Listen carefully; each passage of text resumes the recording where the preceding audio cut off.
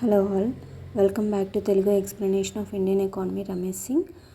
So మనం third chapter ఎండింగ్లో ఉన్నాము. ఒక టాపిక్ రిమైనింగ్ ఉంది, rise of private sector. So third chapter finish అయిపోతుంది దీంతో. సో మనకి థర్డ్ చాప్టర్ అంతా కూడా లైన్ టు లైన్ ఎక్స్ప్లెనేషన్ అయిపోయింది. చాలా ఈజీగా ఎక్స్ప్లెనేషన్ అనేది జరిగిపోయింది. సో మీరు చూడండి, మొత్తం ఆ క్లాస్ అంతా ఉంది, థర్డ్ చాప్టర్ క్లాస్ అంతా కూడా. So first, second, third chapters మూడు చూడండి. చాలా ఈజీగా మీకు ఈ 3 chapters it will be useful for the beginners.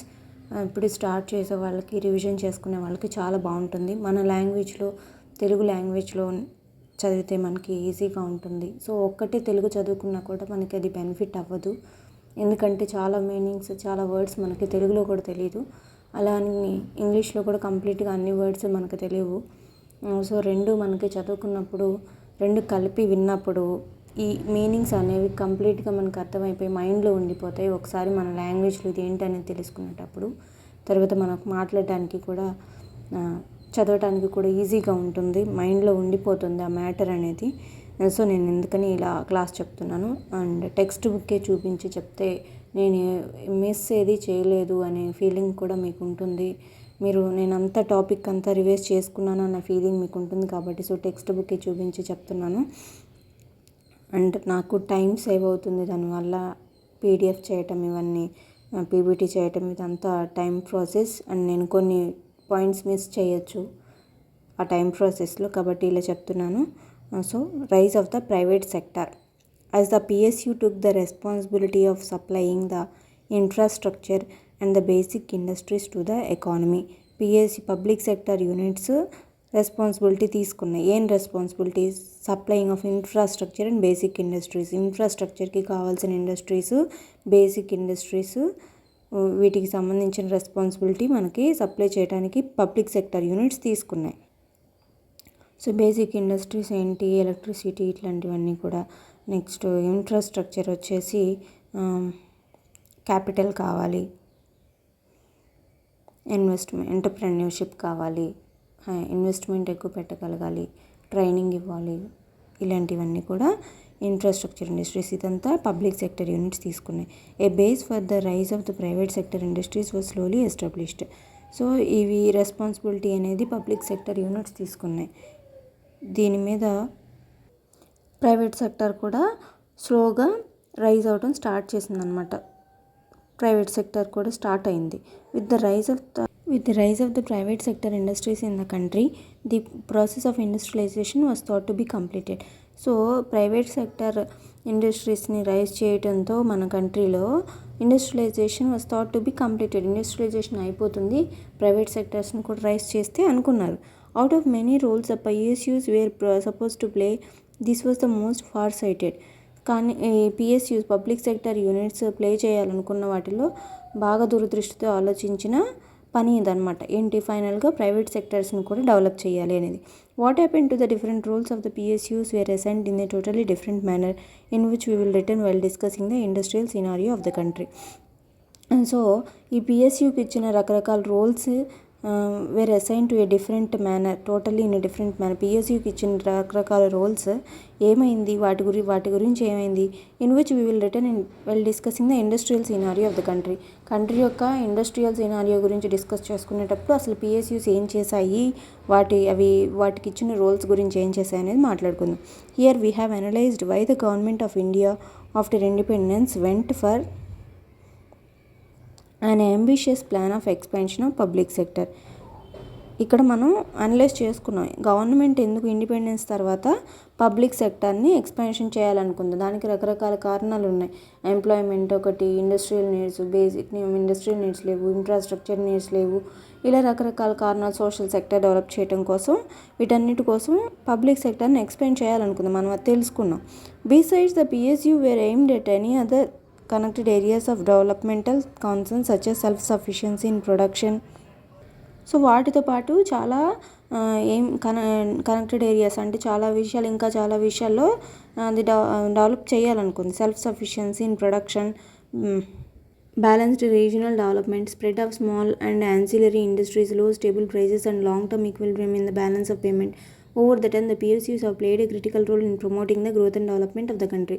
So కంట్రీలో గ్రోత్ అండ్ డెవలప్మెంట్ అనేది ఉంచడం కోసం, గ్రోత్ అనేది అభివృద్ధి చేయడం కోసం ప్రైజెస్ స్టేబుల్గా ఉండేలాగా, బ్యాలెన్స్ ఆఫ్ పేమెంట్ అనేది స్టేబుల్గా ఉండేలాగా, అటు ఇటు సమానంగా ఉండేలాగా, నెక్స్ట్ ఇండస్ట్రీస్ని స్మాల్ అండ్ ఎన్సిలియరీ ఇండస్ట్రీస్ని డెవలప్ చేయాలన్నట్టుగా ఇట్లా రకరకాల ఆస్పెక్ట్స్ అనేది పెట్టుకుందనమాట. Over the time PSUs played a critical role in promoting the, ఆ టైంలో పబ్లిక్ సెక్టర్ యూనిట్స్ చాలా క్రిటికల్ రోల్ అనేది ప్లే చేశాయి అనమాట. ఎందుకు? అభివృద్ధిని పెంపొందించడం కోసం. By the mid 1980 there emerged a kind of consensus across the world, including the International Monetary Fund and World Bank, regarding the inefficiency and underperformance of the PSUs. In the wake of idea of Washington Consensus, which is said to promote neoliberal economic policies around the world. So బిన్ 1980 సగం కల్లా ఏమైందంటే ఒక kind of agreement అనేది ఆలోచన అనేది అందరికి వచ్చేసింది అనమాట వరల్డ్ మొత్తం. అది ఎవరితో కూడా కలిపి International Monetary Fund and World Bank, వీళ్ళందరినీ దాదాపుగా ఆదేశిస్తున్న International Monetary Fund and World Bank కూడా ఒక ఆలోచనకు వచ్చింది. Regarding the inefficiency and under performance of the PSUs. దేని విషయం గురించి? పబ్లిక్ సెక్టర్ యూనిట్స్ యొక్క అండర్ పర్ఫార్మెన్స్ గురించి, ఇన్ఎఫిషియన్సీ గురించి, వాటి ఒక రకంగా చేతగానితనం గురించి, అండర్ పర్ఫార్మెన్స్ గురించి, వాళ్ళు సరిగ్గా పర్ఫామ్ చేయట్లేదు వాళ్ళ డ్యూటీస్ అనే దాని గురించి వీళ్ళందరూ ఒక ఆలోచనకు వచ్చారు. ఇన్ ద వేక్ ఆఫ్ దేని తర్వాత వాషింగ్టన్ కన్సెన్సస్ తర్వాత which is set to neo liberal economic policies ఉంది. ఏం చెప్పింది? నియో లిబరల్ ఎకనామిక్ పాలసీస్ని అంతా ప్రమోట్ చేయమంది, వ్యాప్తి చెందేలా చేయమంది. అవి ఏంటంటే ప్రైవేటైజేషన్, లిబరలైజేషన్, గ్లోబలైజేషన్. ఇవి కదా. ట్యాక్సులు తగ్గించి, మనం ఫస్ట్ చాప్టర్లో చదువుకున్నాం, తక్కువ ఎక్కువ మంది దగ్గర కలెక్షన్ చేయండి, ప్రయారిటీస్ పెట్టుకోండి, ఫిజికల్ డిసిప్లిన్ పెట్టుకోండి, ఎక్కువగా అప్పులు చేయొద్దు, ఇలాంటివన్నీ లైసెన్సులు తీసేయండి, లైసెన్సింగ్ చేయండి, ఎక్కువగా రూల్స్ పెట్టొద్దు అని చెప్పేసి చాలా 10 విషయాలు మనం మాట్లాడుకున్నాం వాషింగ్టన్ కన్సెన్సస్లో. సో ఆ పాలసీస్ అప్లై చేయమని చెప్పింది. In the wake of it there comes a process of privatisation అనేది వచ్చింది. సో దాంట్లో ఒకటే కదా ప్రైవేటీకరణ అనేది, privatisation, liberalisation, globalisation, regulation, delicensing. So ఇవన్నీ వచ్చి వీటిలో ప్రైవేటైజేషన్ అనేది వచ్చింది. And disinvestment of PSU among majority of the economies in the world. So వీళ్ళు ఏం చేశారు, చాలామంది ఈ ప్రైవేటైజేషన్ వచ్చేసరికి డిస్ఇన్వెస్ట్మెంట్ అనేది చేశారు. డిస్ఇన్వెస్ట్మెంట్ అంటే ప్రైవేట్ వాళ్ళకి ఓనర్షిప్ ఇవ్వటం అనమాట, కొంత పార్ట్ తీసుకెళ్ళి. Among majority of the economies చాలా ఎకానమీస్, ప్రపంచంలో ఉన్న చాలా ఆర్థిక వ్యవస్థలు ఇది చేయాలనుకున్నాయి. India being no exception to it. So India కూడా ఏం తీసుకోలేదన్నమాట, ఇది కూడా చేయాలనుకుంది. By the late 1990, a new studies proved that underperformance and inefficiency could be there in the private sector companies too.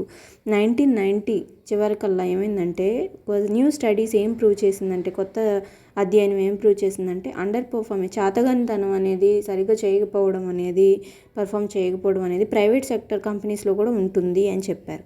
By the mid 2000, in the wake of the US subprime crisis, a new consensus emerged among the international organizations that state or the government need not exit the economy, and a kind of slowdown towards the privatization moves of the PSU across the world. Pushing the pause button on is under process. So 2000 సగం కల్లా ఇంకొక ఆలోచనకు వచ్చారనమాట international ఆర్గనైజేషన్స్లో. That state or government అనేది తప్పుకోవాల్సిన అవసరం లేదు, అండ్ ఈ ప్రైవేటైజేషన్ గురించి ఆలోచించడం, పబ్లిక్ సెక్టర్ యూనిట్స్ని ప్రైవేటైజేషన్ చేసే విషయాన్ని కొంచెం స్లో డౌన్ చేశారు. India pursued a less ambitious disinvestment policy from 2003 to 4 to 2015 to 16. So less ambitious disinvestment. The government has decided to own controlling shares among the disinvested PSUs. Since 2016 to 17 financial year, the government has decided to process of strategic disinvestment. So 2016 నుంచి slow అయింది కదా, 16 to 17 నుంచి financial year 16 to 17లో government ఈ disinvestment ప్రాసెస్ని మళ్ళీ start చేయాలనుకుంది. ఏంటది? Strategic disinvestment in which the ownership of the PSUs may also be transfer to the private sector. So public sector units యొక్క ఓనర్షిప్ ప్రైవేట్ సెక్టర్స్ కూడా transfer చేయాలనుకుంది. Such a policy of disinvestment was launched by the government in 2000లో launch చేయబడింది. Which was passed by the UPA I in 2003-04. ఇది అప్పుడు 2003-04 టైంలో stop చేయబడింది. The government has also decided in favor of selling increased shares of the PSUs to the foreign institutions. Government ఇంకా ఏం decide చేసుకుంది? షేర్స్ని increased shares of the PSUs to the foreign institutions కూడా పెట్టారు at par with which domestic financial institutions. Such policies moves of the recent times should be seen in the light of the certain important contemporary realities. ఎందుకు ఇలా చేశారంటే అప్పుడు ఉన్న realities వలన, అప్పుడున్న పరిస్థితుల వలన అలా చేశారు. Need of promoting investment in the country, need of government to quit desirable areas of the economic activities and expanding in the areas of need where private sector will not enter. ఎందుకంటే investment పెట్టాల్సిన అవసరం ఉంది ఆర్థిక వ్యవస్థలో, దానికోసం ఒకటి. ఇంకొకటి government కొన్ని to quit desirable areas of the economic activities, కొన్ని యాక్టివిటీస్ని వదిలేయాలనుకుంది. And expanding in the areas, కొన్ని యాక్టివిటీస్ని వదిలేసి ఎక్కడైతే అవసరం ఉందో ప్రైవేట్ సెక్టర్ ఎక్కడైతే ఎంటర్ కాలేదు, where private sector will not enter. Welfare యాక్షన్స్లో ప్రైవేట్ సెక్టర్ ఎంటర్ అవ్వదు. అందరికీ ఫ్రీగా కరెంట్ ఇవ్వండి, అందరికీ తీసుకెళ్ళి ఫుడ్ ఇవ్వండి అంటే ఎవరు ఇవ్వరు, కాబట్టి గవర్నమెంటే చెయ్యాలి. సో అలాంటి అందరికీ చదువు చెప్పించండి అంటే ఎవరు వదిలి చెప్పిస్తారు? వాళ్ళకి ఏదైనా ఉపయోగం ఉందంటే చేయిస్తారు, కానీ వెళ్ళి అందరికి మీరు చదువు చెప్పించండి, ఫ్రీగా స్కూళ్ళు కట్టించండి, చదువు చెప్పించండి అంటే ఎవరు చెప్పించరు. డ్రింకింగ్ వాటర్ సప్లై చేయండి. సో అలాంటి విషయాల్లో ప్రైవేట్ సెక్టర్ అనేది ఎంటర్ కాలేదు కాబట్టి అలాంటి ప్లేసెస్లోకి ప్రైవేట్ సెక్టర్ కొన్ని ఆదాయం ఉండే కొన్ని వదిలిపెట్టి ఇలాంటి ఏరియాస్లోకి వెళ్ళాలనుకుంది. So revenue generation by stake sale and enhanced profit from the PSUs. By selling majority of stocks in the PSU at one hand, the government will deburden itself from the owner's responsibility. So వీళ్ళు ఏం చేయాలనుకున్నారు? Revenue తెచ్చుకోవాలనుకున్నారు. కొన్ని stocks అనేది స్టేక్స్ అనేది అమ్మేసి వాళ్ళకి government private పర్సన్స్కి ఇచ్చి వాళ్ళు ఓనర్షిప్ నుంచి తప్పు అనే బాధ్యతని తగ్గించుకొని, ఓనర్స్ అన్నాక వాళ్ళకి చాలా బాధ్యత ఉంటుంది కాబట్టి కొంత రెస్పాన్సిబిలిటీ తగ్గుతుంది. ఆ రెస్పాన్సిబిలిటీ తగ్గించుకొని నీడీ ఏరియాకి వెళ్ళాలనుకున్నారు. While the other hand, its share of revenue from the divested PSUs will increase as the new owner will run the entrepreneur on market principles. కాబట్టి మార్కెట్ ప్రిన్సిపల్స్ని బట్టి వాళ్ళు రన్ చేస్తారు, కాబట్టి కొత్త వాళ్ళు వచ్చి న్యూ ఓనర్ అనేది రన్ చేస్తారు, కాబట్టి వాళ్ళ పెరుగుతుందన్నమాట, వాళ్ళ షేర్లో కొంత భాగం అనేది పెరుగుతుంది. సో అలా వాళ్ళకి రెవెన్యూ వస్తుంది. అందువలన ప్రైవేట్ సెక్టర్ని రైజ్ చేశారు. ప్రైవేట్ సెక్టర్ని టోటల్గా ఎందుకు రైజ్ చేశారంటే ప్రైవేటైజేషన్ చేయటం వలన, ఫస్ట్ ప్రైవేటైజేషన్ చేయాలనుకున్నారు కానీ అది స్టాప్ అయింది. వీళ్ళు చేయాలనుకున్నవన్నీ చేయలేకపోయారు పిఎస్యూస్. సో ప్రైవేట్ సెక్టర్కి ఇవ్వడం వల్ల ఏంటంటే కొంత రెస్పాన్సిబిలిటీ నుంచి వీళ్ళు బయటకు వచ్చి వీళ్ళ నీడ్ అనేది గవర్నమెంట్ ఎక్కడైతే అవసరమో అక్కడ వీళ్ళు పనిచేయగలుగుతారని చెప్పేసి ప్రైవేట్ సెక్టర్ని రైజ్ చేశారు. సో ఇందువలన పబ్లిక్ సెక్టర్ యూనిట్స్ని కాన్సన్ట్రేట్ చేశారు ఫస్ట్లో. So industrial needs, infrastructural needs ఉన్నాయి మనకి, అవి ఫుల్ఫిల్ చేయడానికి ఎవరు ముందుకు రారు కాబట్టి గవర్నమెంట్ వెళ్ళింది. అవి పెట్టడం వల్ల ఎంప్లాయ్మెంట్ వస్తుంది, అదొకటి. సోషల్ సెక్టర్ కోసం రెవెన్యూ వస్తుంది, వెల్ఫేర్ చేయడం కోసం రెవెన్యూ వస్తుంది. తర్వాత ప్రైవేట్ సెక్టర్ వాళ్ళకి కొంత రెస్పాన్సిబిలిటీ ఇస్తే వీళ్ళు నీడీ ఏరియాస్కి వెళ్ళొచ్చు అని చెప్పేసి ప్రైవేట్ సెక్టర్ని రైజ్ చేశారు. This is everything about third chapter. ఎలా మనం అసలు ఇండిపెండెన్స్ టైంలో మనకి ఏముంది మన దగ్గర, తర్వాత మనకి ఇండస్ట్రీని ఎన్నుకున్నారా, ముందు డెవలప్ చేశారా, వ్యవసాయాన్ని డెవలప్ చేశారా, ఇండస్ట్రీని ఎందుకు డెవలప్ చేయాలనుకున్నారు, వ్యవసాయాన్ని డెవలప్ చేస్తే ఏమై ఉండేది, తర్వాత వ్యవసాయం ఎలా వచ్చింది, ఎకానమీ అనేది ప్లాన్డ్గా మిక్స్డ్ ఎకానమీగా ఎలా ఎన్నుకున్నారు, సో ఇంపార్టెన్స్ అనేది పిఎస్యూస్ మీద ఎందుకు పెట్టారు. This is everything about third chapter. Next will go to fourth chapter.